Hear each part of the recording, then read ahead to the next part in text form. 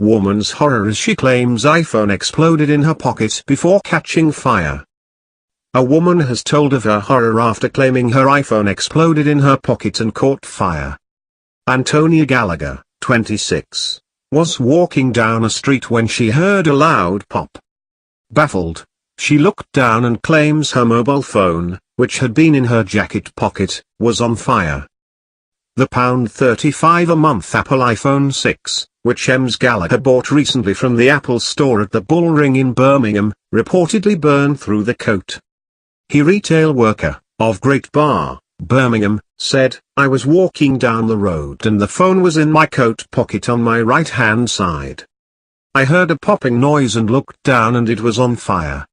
There was black smoke coming out of my pocket and I really panicked. I tried to get the phone out but I couldn't because it was so hot, but then it stopped smoking."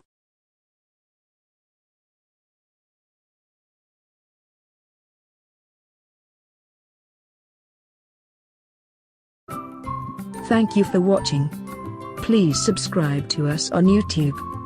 If you like, donate to us, visit home on the page PayPal.